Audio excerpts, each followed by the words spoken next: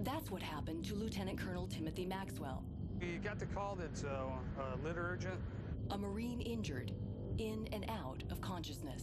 Picked him up, he'd had a mortar explode near him. He had shrapnel all through his left side. He had a fractured left leg and a possible fracture in his left arm. So I make sure all the bleeding still stopped, and I just manage his airway and monitor his vitals all the way back to the cache. They made it within the golden hour to the next level of care, again with Lieutenant Colonel Tim Maxwell. He's in critical condition, in and out of consciousness. Alarm red again. It means that there's imminent danger. Most of the time, you know, we're under attack. Maxwell's nurse stays by his side. You can't leave them because they're critical patients. So you have to stay at the bedside and go ahead and perform your duties just like, you know, if you were not in a code red. Yeah, this is heavy and it's hot, and I can't wait to get out of it. While the patients are being prepped, flight medics are prepping the plane. Then, Lieutenant Colonel Tim Maxwell, who took shrapnel to the head from a mortar. Maxwell was in the ICU during alarm red. 1, 2, 3. You look at some of these injuries, it just punch you right in the stomach. So you feel sorry, but you're happy that they're getting out of here. You know, you're happy for them. Okay, they're going. You know, they're closer to seeing their families and going home. 1 month later, Maxwell is at the VA hospital in Richmond, Virginia. He's doing physical and speech therapy. Good. I don't remember much, but I was a little bit awake. I think about 18 minutes or so, not very long. But they did a good job of getting us fixed up and flown away. His goal, get back to racing triathlons.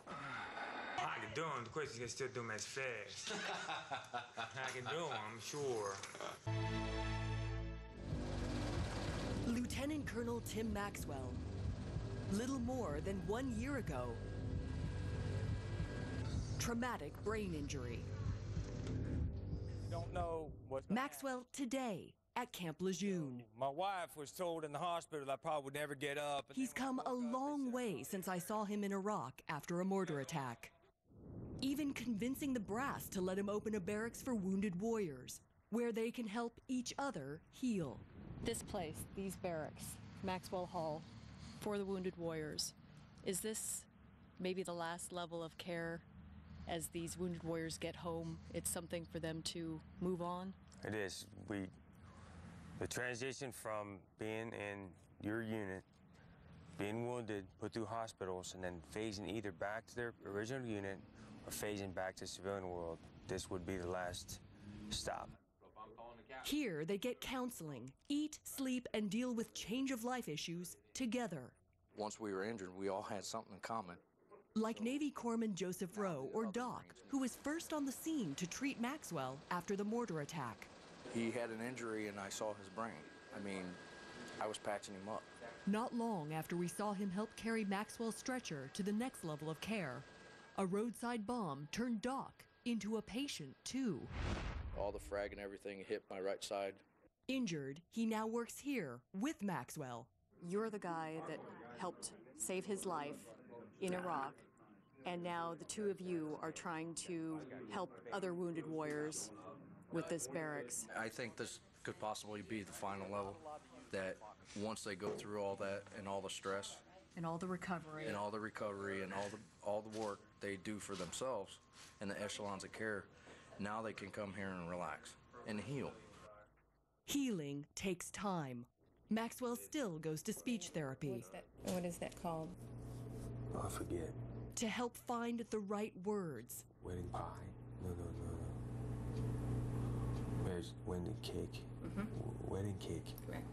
A year after being injured, it's difficult for his family, too. I want to thank everyone for coming. So his wife Shannon started a support group for spouses like herself. And we can talk about those issues. We've had to adapt to Tim's disabilities. The largest thing we try and get through is the uncertainty. I would say that the families and the wives, in particular mine and most of the others, they have it worse than I did, and no question. Their children have witnessed Dad's progress, and recent seizures. It was kind of scary because we didn't know what would happen. What if something bad happens? What if he dies? I mean, what if he dies in the night?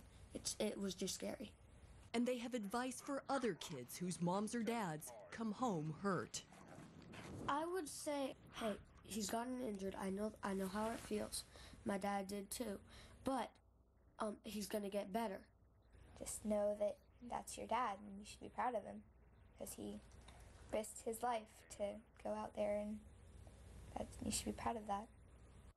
And they're proud of what he's doing now, opening the first Wounded Warriors Barracks in America. These kids go home, there's nobody around to talk to. Your family doesn't understand. Your friends, from back home don't understand. We do. No matter if you're Army, Navy, Air Force, or Marines.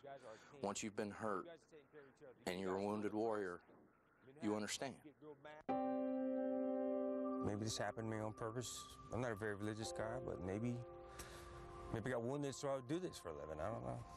We all know, what it feels like to be wounded, what it feels like to come home, and this is our home.